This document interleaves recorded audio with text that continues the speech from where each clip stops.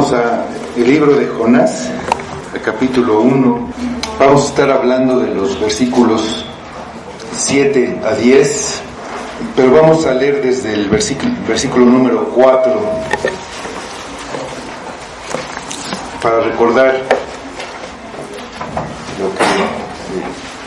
lo que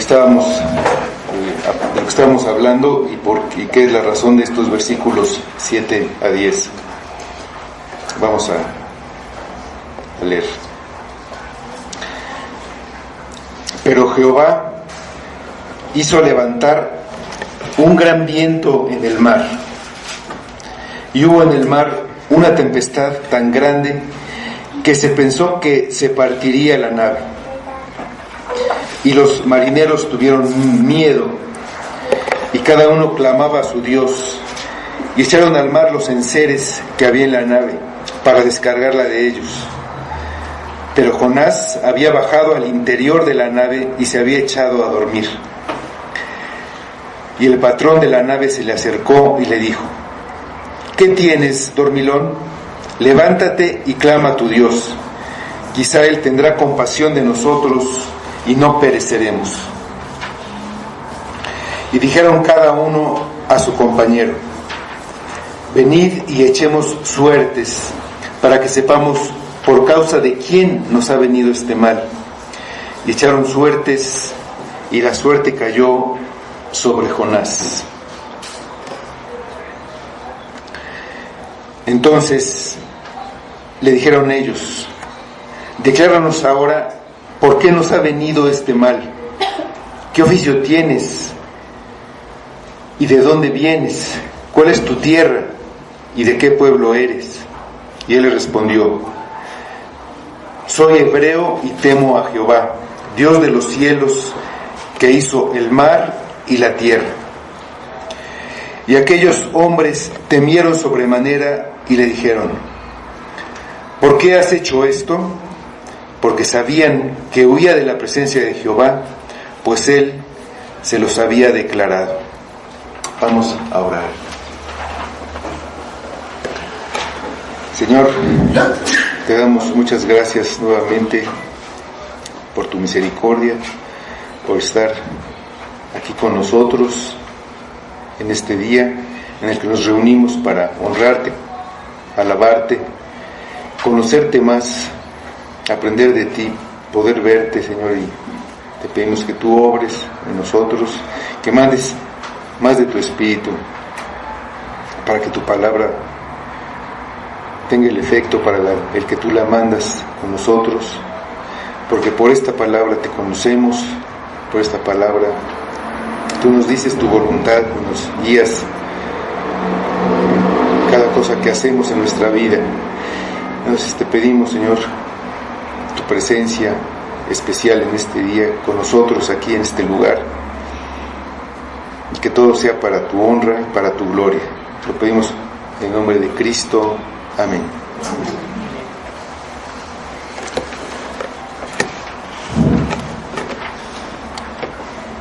A veces el miedo es algo que nos hace actuar a veces de maneras extrañas o impredecibles.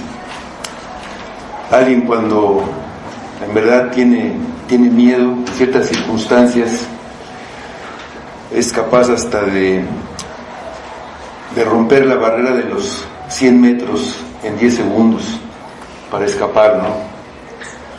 Pues el miedo nos impulsa en un sentido o en otro. Hay personas que les gusta sentir algo de miedo y les gusta ir a las películas de terror, pero ese no es un miedo real, ¿no? Sino es un miedo que se usa así como diversión, ¿no? A veces el miedo es usado también para curar el hipo, cosas así, pero un miedo verdadero, pues sí, no, a nadie le gusta sentirlo, ¿no? Aquí en este pasaje que leemos, el profeta Jonás tomó un barco para huir de la presencia de Dios, para no obedecer su mandato de ir a Nínive y llevar un mensaje de la destrucción de esta ciudad por la gran maldad que había. Entonces se va en el barco y Jehová levantó un gran viento, arrojó al mar un gran viento, y este viento causó una tempestad tan grande que la nave estaba a punto de partirse, de hundirse, y los marineros tenían mucho miedo. Cada uno clamaba a su Dios. Al no dar resultado esto, echaron en el mar todo lo que había en el barco para que se hiciera más ligero. Mientras tanto, Jonás había bajado al interior de la nave y se había echado a dormir. Como decimos, estaba ahí echadote, durmiendo. El capitán de la nave se le acercó y le dijo: ¿qué tienes, dormilón? Levántate y clama a tu Dios. Quizá Él tendrá compasión de nosotros y no pereceremos. Ni clamar a los dioses, ni echar la carga al mar sirvieron para nada. Los ídolos a los que clamaron los marineros nada hicieron y nada podían hacer. El esfuerzo humano para aligerar el barco tampoco sirvió de nada. Algo tenían que hacer. Estaban llenos de miedo, y en su miedo y desesperación recurrieron a un último recurso, tratando de descubrir por qué estaban enojados con ellos los dioses. Dios señala al culpable. Dios señala al culpable. Vamos al versículo 7 de nuestro pasaje.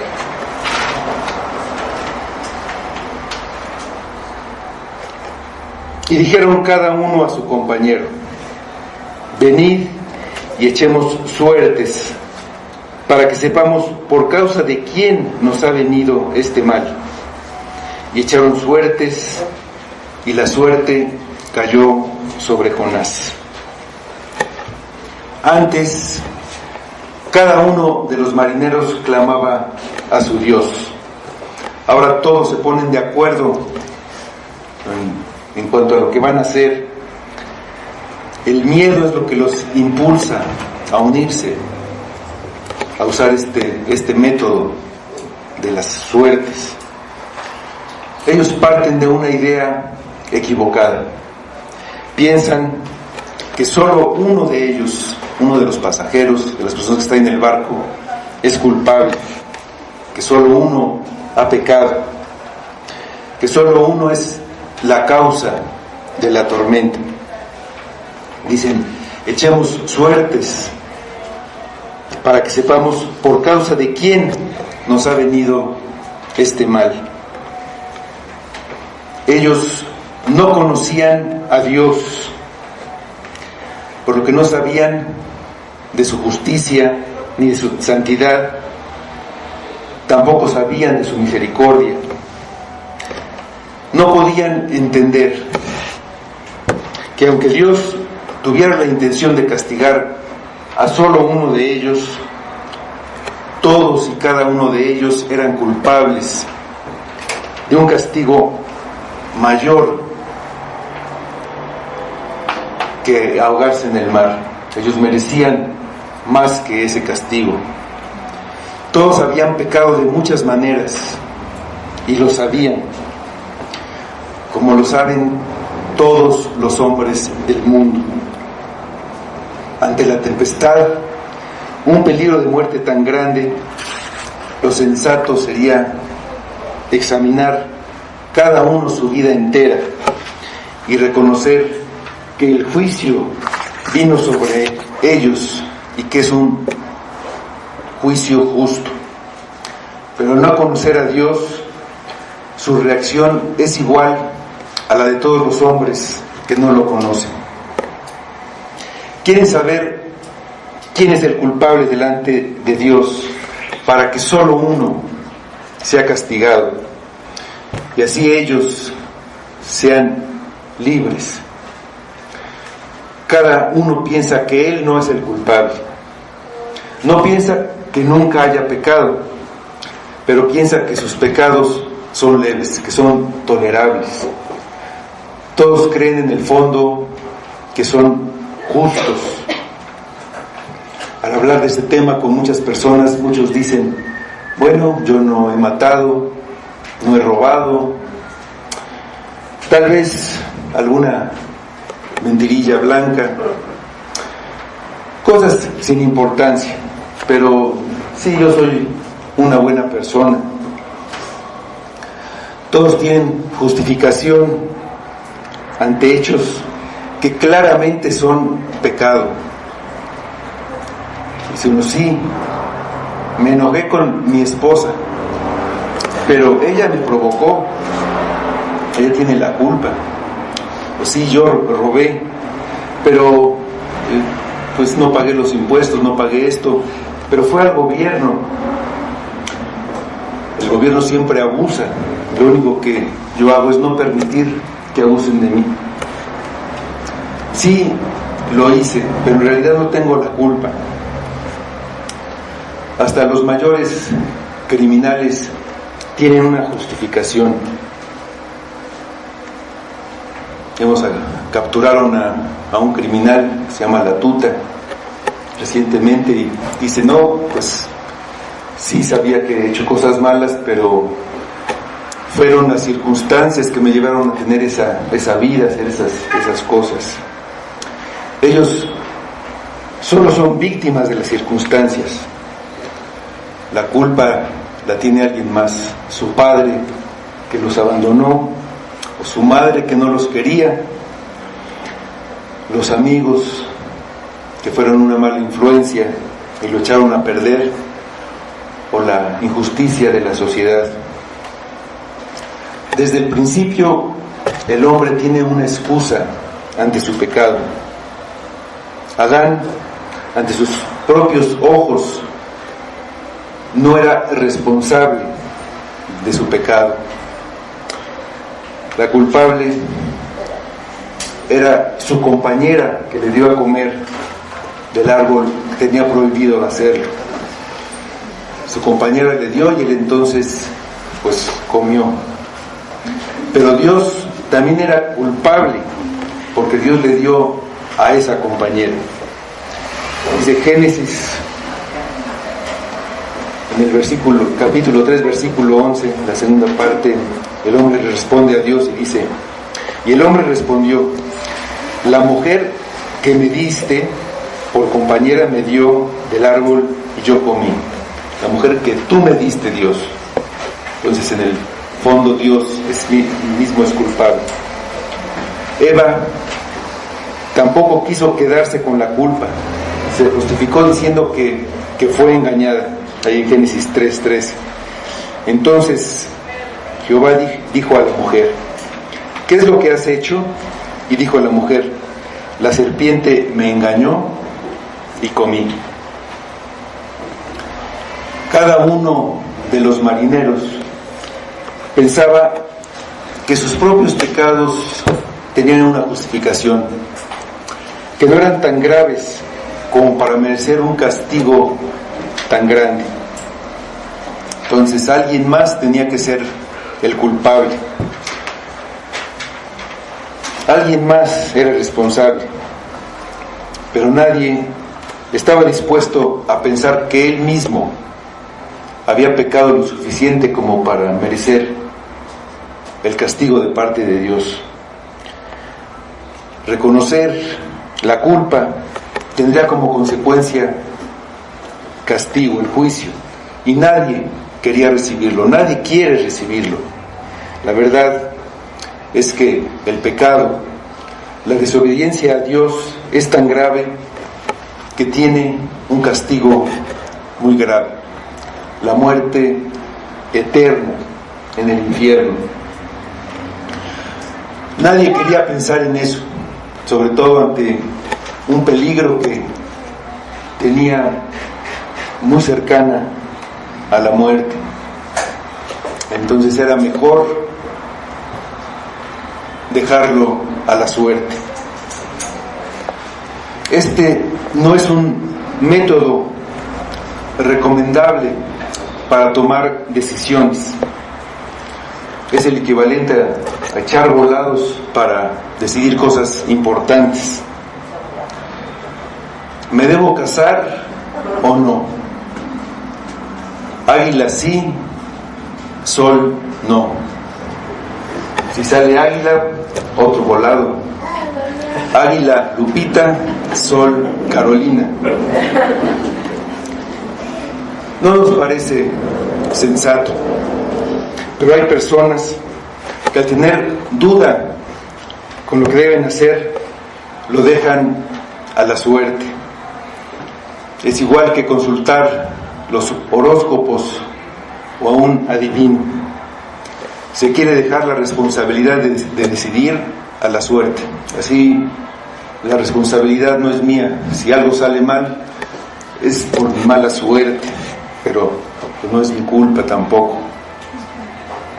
En varios pasajes de la Biblia se muestra que se recurrió a la suerte. Josué lo hizo para saber por causa de qué persona en específico Dios estaba enojado con el pueblo. Pero eso fue por una guía directa de parte de Dios. Vamos a Josué, en el libro de Josué, capítulo 7, versículos 14 y 15.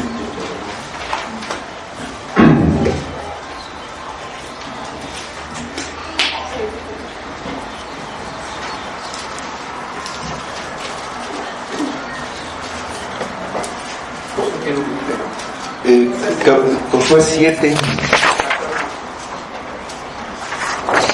versículos 14 y 15.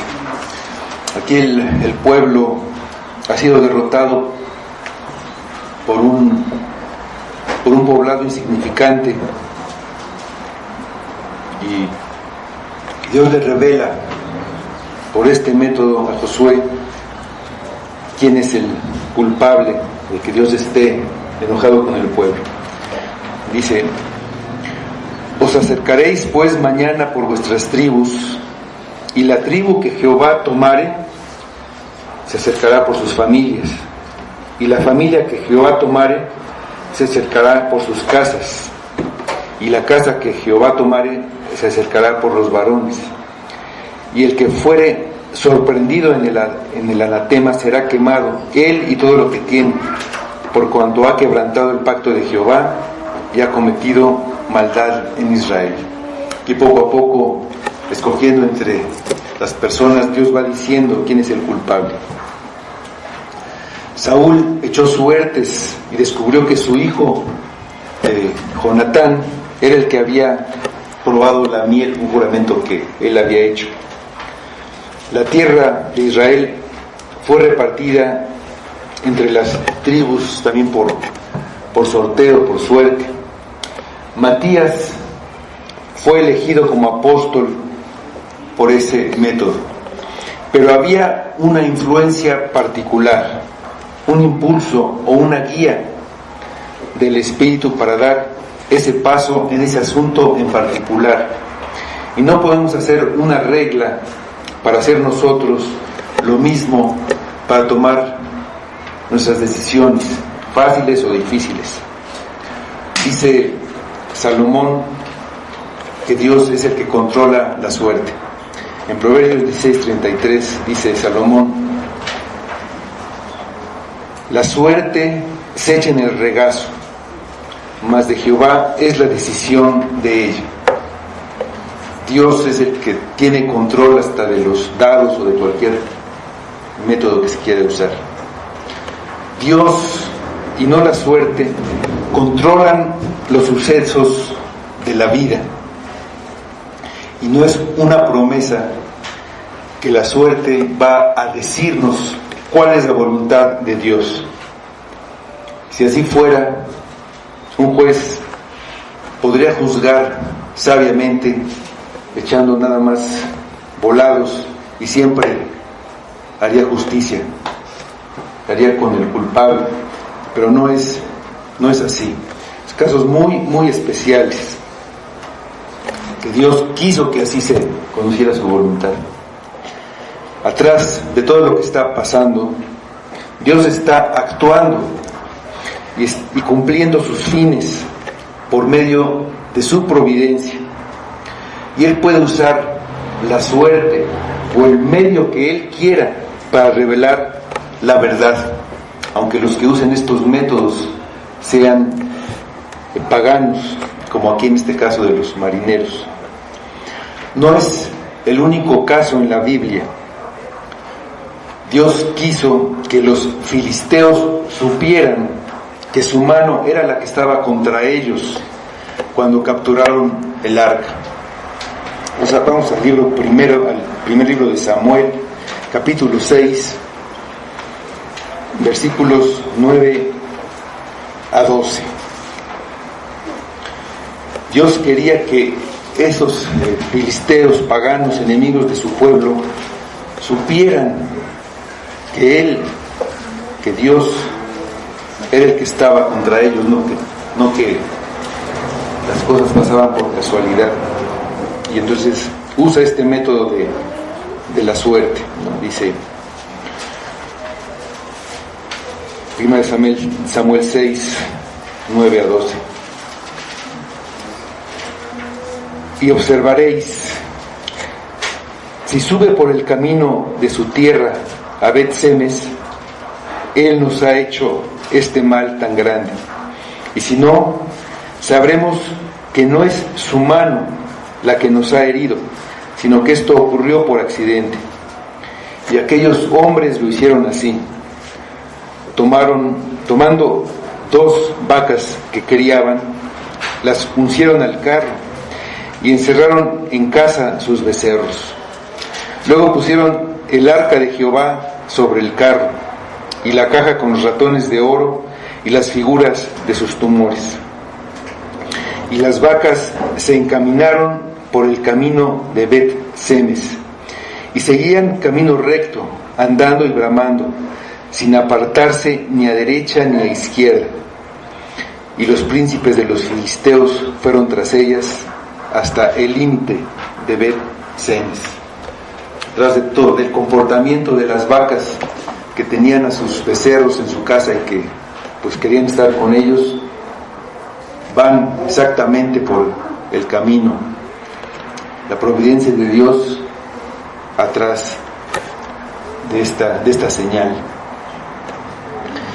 En la providencia de Dios, Jonás había encontrado ese barco que tenía un lugar para un pasajero, para él, y que partía en ese momento en el que Jonás quería huir.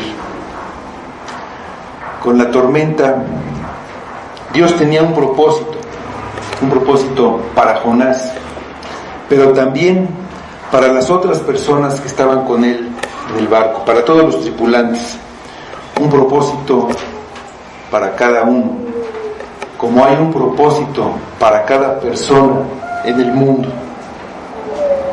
Él trae circunstancias y medios para que se cumpla lo que ha determinado que suceda. Los marineros echaron suertes y la suerte cayó sobre Jonás. Dios, que puede arrojar un viento sobre el mar, dirige el sorteo y revela quién es el causante de la tempestad.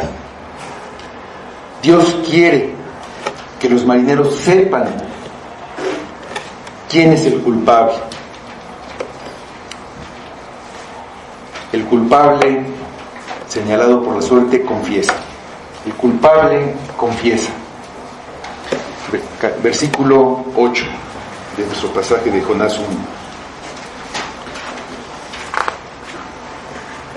Entonces le dijeron ellos: decláranos ahora, ¿por qué nos ha venido este mal? ¿Qué oficio tienes y de dónde vienes? ¿cuál es tu tierra y de qué pueblo eres? La suerte les ha mostrado al culpable. Dios se los ha señalado por medio de la suerte. Y ahí está el culpable delante de ellos. Y sin embargo, ellos no lo condenan de inmediato, no se le van encima y lo sacrifican para calmar a los dioses. En medio de la tormenta y del peligro de muerte, lo tratan con misericordia, lo tratan con paciencia y con justicia. Quieren escucharlo antes de hacer algo. Es como una nueva reprensión de parte de Dios hacia Jonás. Los marineros paganos y sin educación le dan un gran valor a una vida, a un alma, mientras que a Jonás no le importó una ciudad con miles de personas. Ellos saben que Jonás es la causa de lo que le está pasando, pero no se apresuran en condenarlo. A los ninivitas, ellos no le habían hecho nada a Jonás, y él quiere que sean destruidos, no quiere que Dios tenga misericordia de ellos.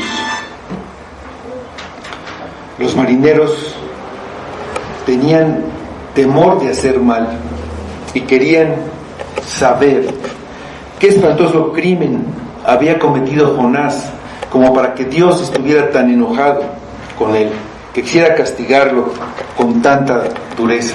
¿Por qué lo perseguía con tanta tenacidad?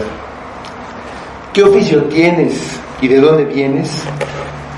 ¿Lo que haces es agradable a Dios? ¿Su familia, su país eran la causa del enojo de Dios?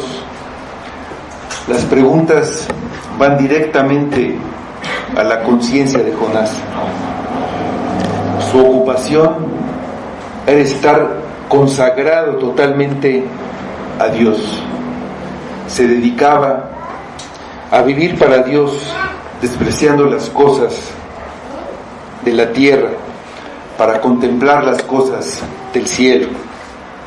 Su negocio era dirigir a otros hacia el cielo. Su oficio era proclamar la palabra de Dios. Su oficio es el de profeta. Y él lo había dejado. ¿De dónde venía? Venía de estar en la presencia de Dios, pero ya no quería estar ahí. Ahora quiere estar lo más lejos que sea posible. ¿Cuál era su tierra? Era hebreo. Su pueblo era el pueblo de Dios, y él lo había abandonado.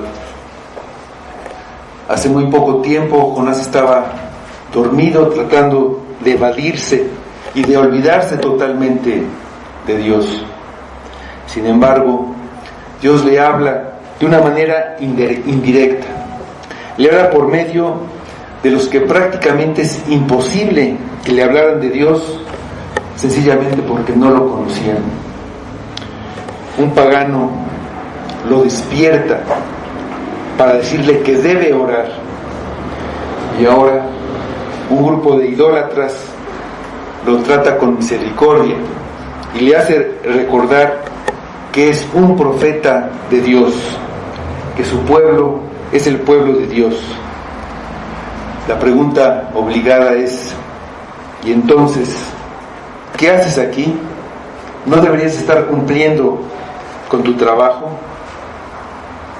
Estas mismas palabras, ¿qué haces aquí?, se las preguntó Dios a Elías cuando huía de Jezabel.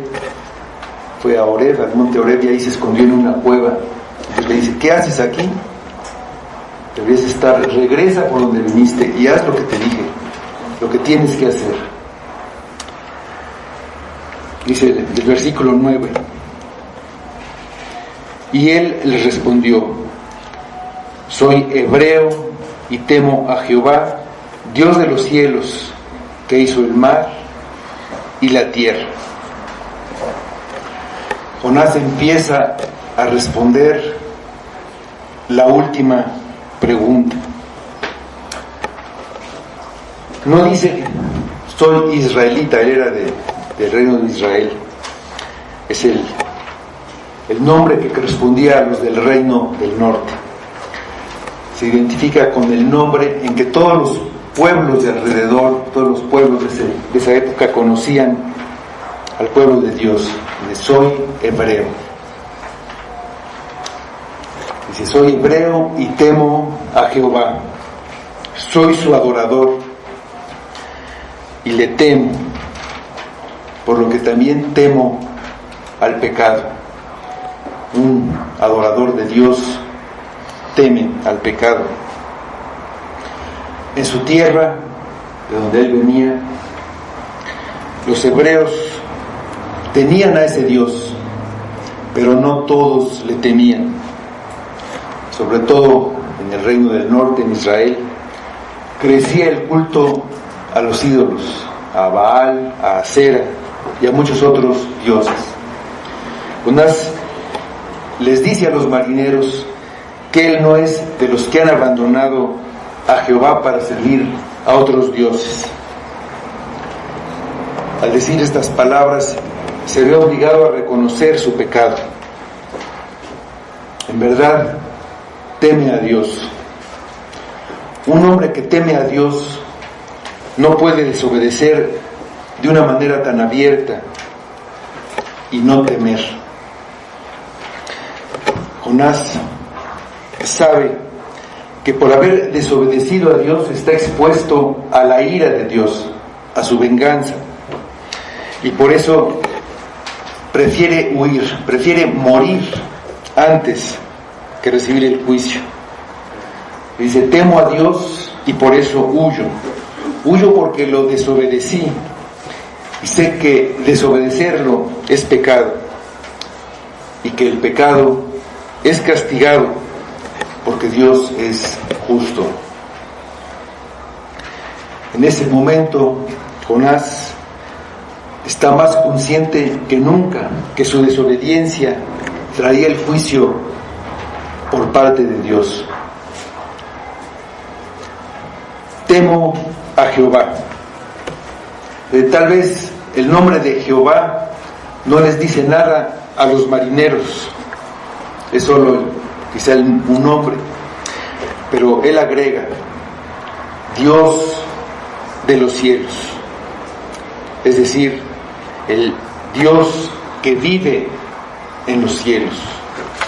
Ellos creían que en el cielo había una gran cantidad de dioses, pero Jehová es el Dios del cielo, que tiene la más alta autoridad y está por encima de cualquier dios imaginario.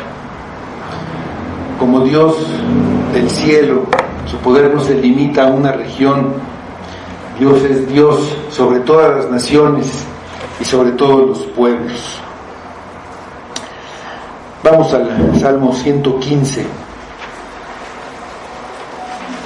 versículo 3. Vamos a leer hasta el 8, por favor.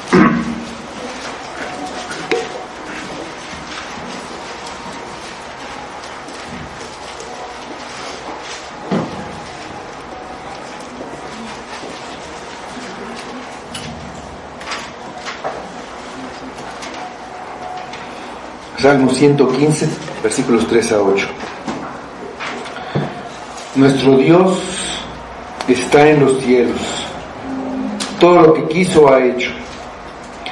Los ídolos de ellos son plata y oro, obra de manos de hombres. Tienen boca, mas no hablan. Tienen ojos, mas no ven. Orejas tienen, mas no oyen.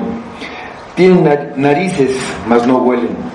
Manos tienen, mas no palpan. Tienen pies, mas no andan. No hablan con su garganta. Semejantes a ellos son los que los hacen, y cualquiera que confía en ellos. Además,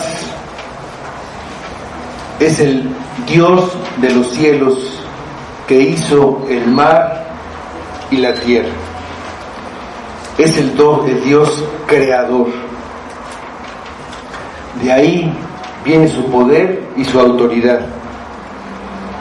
El que hizo los cielos y la tierra, el Dios creador, puede hacer lo que quiera con lo que Él creó. Jonás les dice claramente a los marineros que Jehová es el que ha desatado la tempestad. El Salmo 135, 6.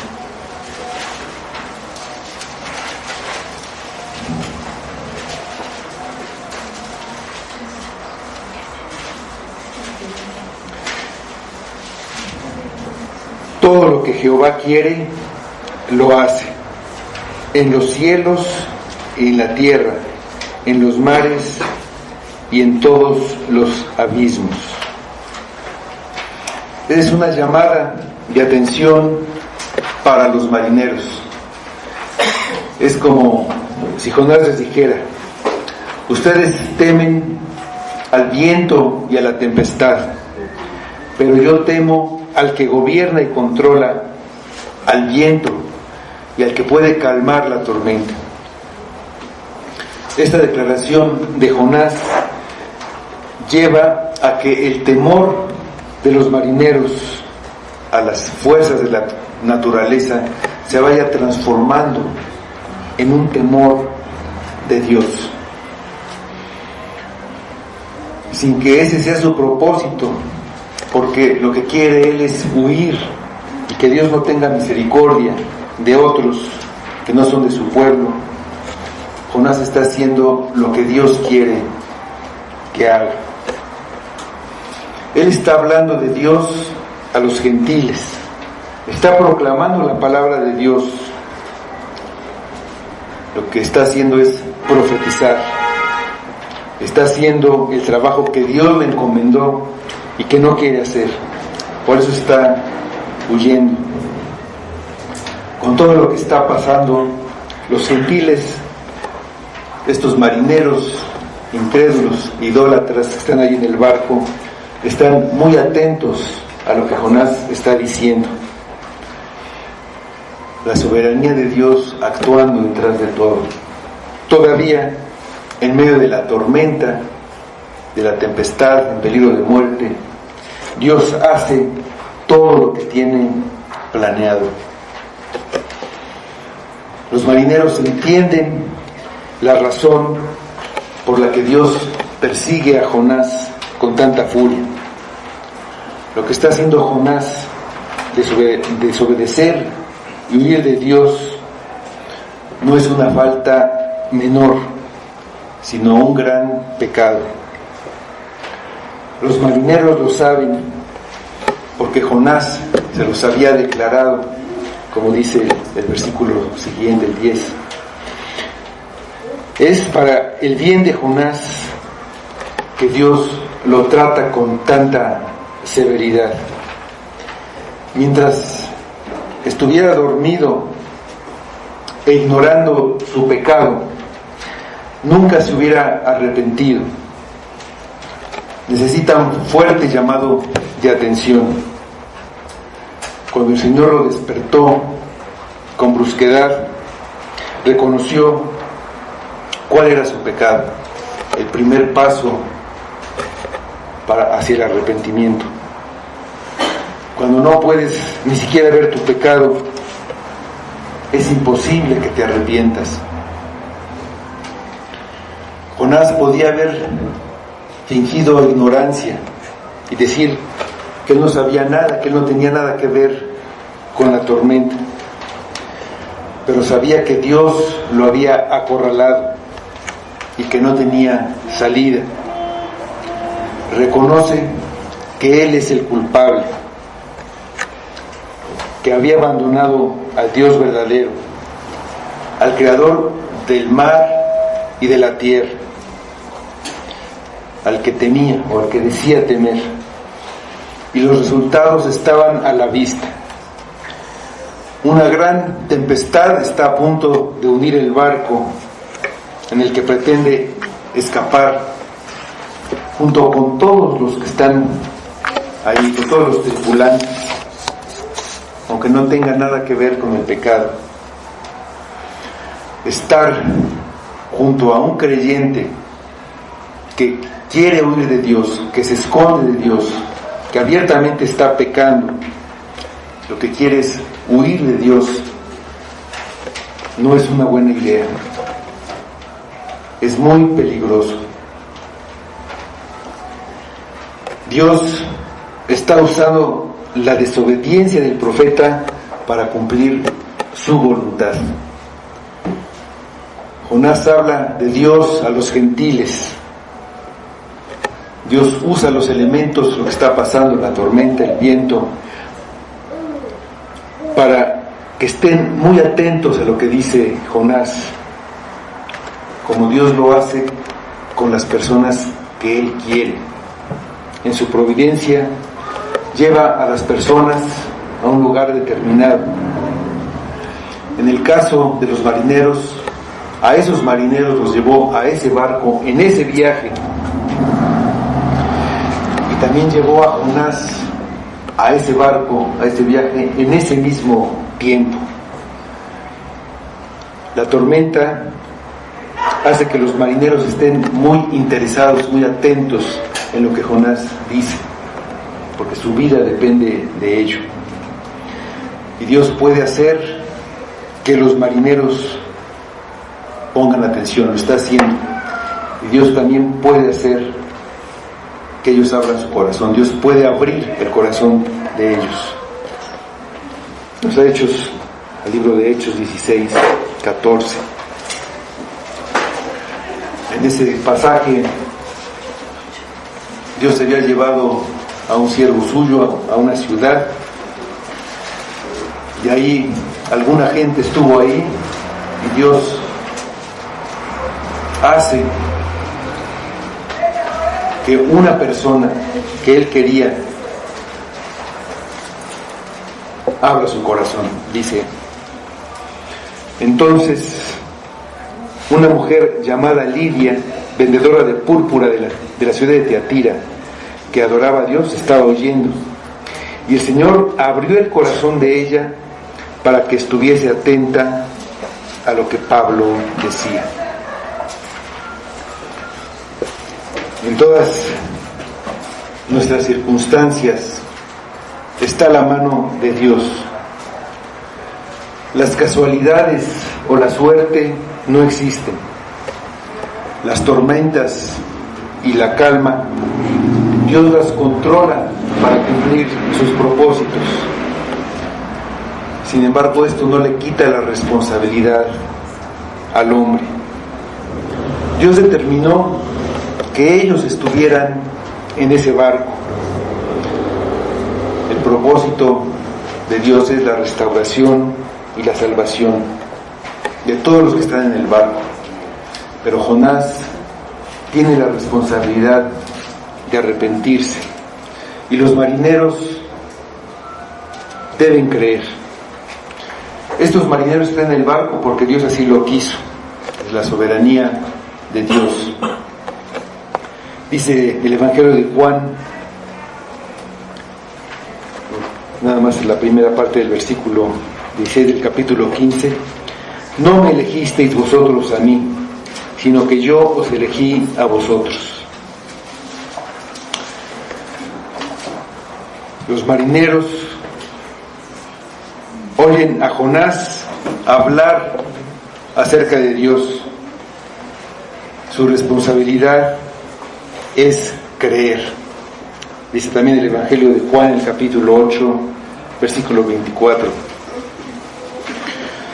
por eso os dije que moriréis en vuestros pecados, porque si no creéis que yo soy, en vuestros pecados moriréis. Los marineros quedan asombrados al escuchar a Jonás. Ya están bastante asustados, pero al saber que el que está atrás de la tormenta es el Dios de los cielos, el creador del mar y de la tierra, y que la causa es que su profeta quería huir de su presencia, entonces quedan aterrorizados. Dice el versículo 10: y aquellos hombres temieron sobremanera y le dijeron: ¿por qué has hecho esto? Porque ellos sabían que huía de la presencia de Jehová, pues él se lo había declarado. Entonces la confesión de Jonás, lo que dice Jonás, causa terror, causa pánico. La reprensión de Dios hacia Jonás en boca de los paganos continúa. En ese estado de terror le preguntan: ¿pero qué estás haciendo? ¿Cómo te atreves a desobedecer al Dios de los cielos? Jonás decía que temía a Dios, y en verdad le debía temer si lo conocía, como dice que lo conoce. Pero estos extranjeros que no lo conocían temieron sobremanera, y sabiendo lo poco que saben de Dios, por lo que Jonás les ha dicho, lo poco que saben de quién es Dios, ninguno se atrevería a desobedecerlo abiertamente y a huir de su presencia. Como les acaba de decir, Jonás es el Dios de los cielos, creador del mar y la tierra. ¿A dónde pueden huir? A esconderse de él para que no los encuentre, para que no los castigue por su pecado. ¿Huir a Tarsis sirve de algo? Vamos al Salmo 139, versículos 7 a 12.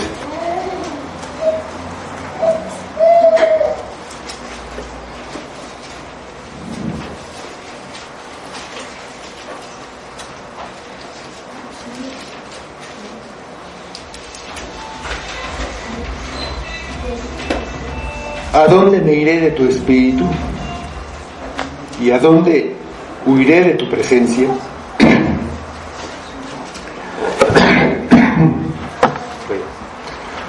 Si subiera a los cielos, allí estás tú.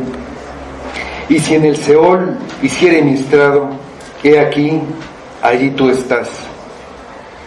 Si tomare las alas del alba y habitare en el extremo del mar, aún allí me guiará tu mano y me asirá tu diestra. Si dijere: ciertamente las tinieblas me encubrirán, aún la noche resplandecerá alrededor de mí. Aún las tinieblas no encubren de ti, y la noche resplandece como el día. Lo mismo te son las tinieblas que la luz. ¿A dónde nos podemos esconder de Dios para que no nos juzgue? Algunas veces los que no son creyentes, los no creyentes, nos preguntan con asombro: ¿pero qué estás haciendo? ¿Eso que estás haciendo lo puede hacer un cristiano? ¿O tú que te dices cristiano, estás haciendo eso? Mira lo que haces, sin conocer a Dios ni temerlo. Saben lo que debe hacer un cristiano. Si alguien nos dice eso, es una reprensión de parte de Dios, y debemos aceptarla porque la tenemos merecida, aunque esa reprensión venga de parte de un mundano. Con frecuencia, un hombre perdido no quiere venir a Cristo porque no quiere dejar ciertos pecados. Y a veces un cristiano trata de justificar por qué hace esos mismos pecados, tratando de convencerse de que no es pecado, o que no es algo grave, que no es importante. A veces es necesaria una reprensión que viene por la boca de quien menos esperamos. La reprensión nos está despertando. Solo servirá si somos honestos y reconocemos nuestro pecado. Debemos ser humildes y oír la reprensión de quien venga. Dice Proverbios 28:13.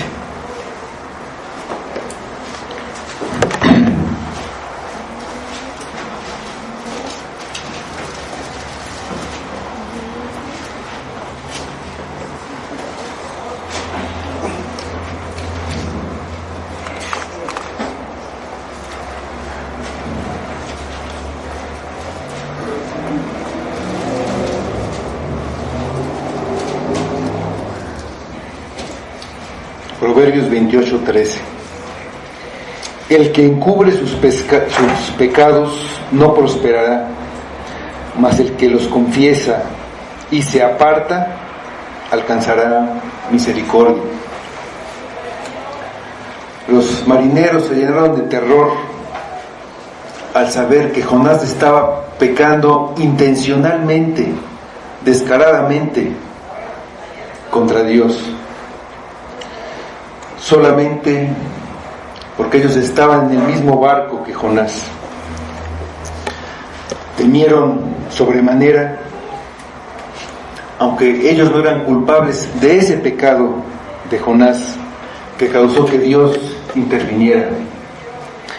Pero ellos empezaron a temer a ese Dios que no permite el pecado, que castiga el pecado, que lo condena, que lo persigue.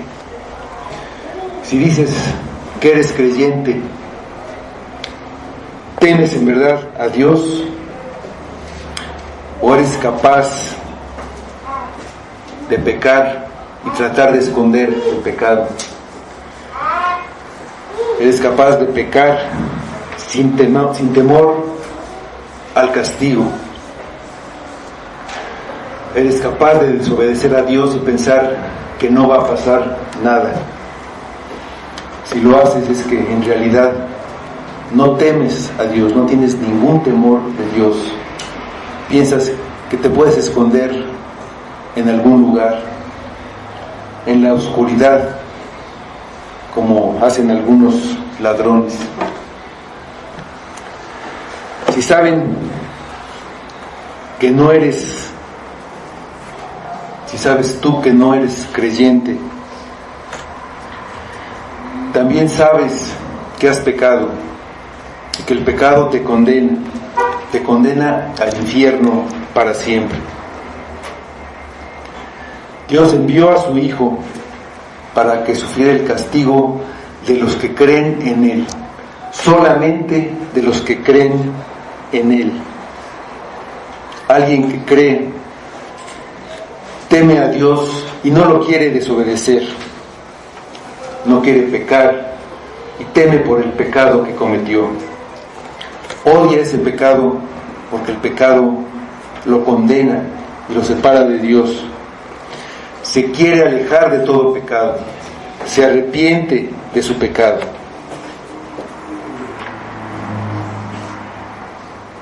Cumple con tu responsabilidad. Confía en el Hijo de Dios para tu salvación. Solo Cristo salva. Ven a Cristo y arrepiéntete.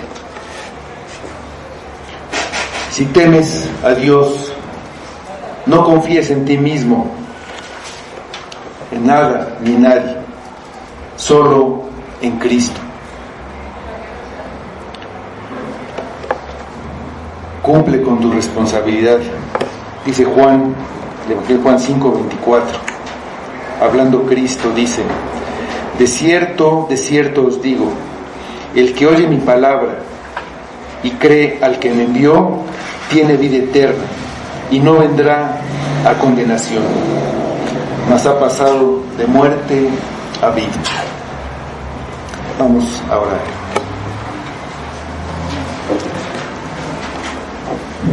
Señor,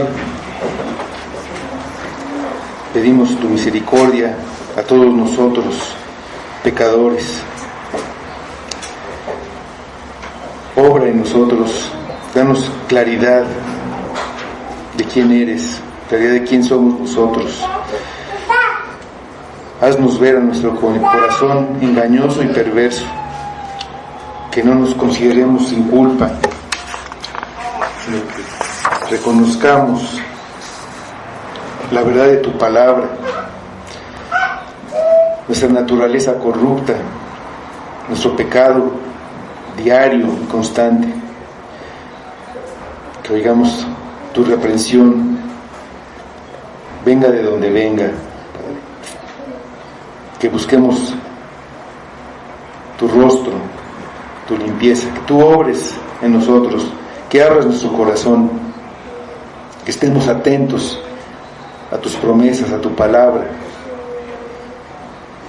que reconozcamos y tomemos nuestra responsabilidad, creer y arrepentirnos, sea cual sea nuestra condición ahora, Padre, siempre seguir creyendo en Cristo, confiando en Cristo si ya lo hacemos, arrepentirnos si ya lo hicimos una vez, seguirnos arrepintiendo. Tú eres Dios soberano sobre todo, Padre. No es que nosotros queramos, sino que tú produces en nosotros ese arrepentimiento, esa fe, nos las das tú, Padre. Ayúdanos, obra en nosotros, en todos los que están aquí, en todo tu pueblo, en todos tus elegidos, Padre. Obra por tu palabra, que todo sea para tu gloria. Lo pedimos en el nombre de tu Hijo Jesús.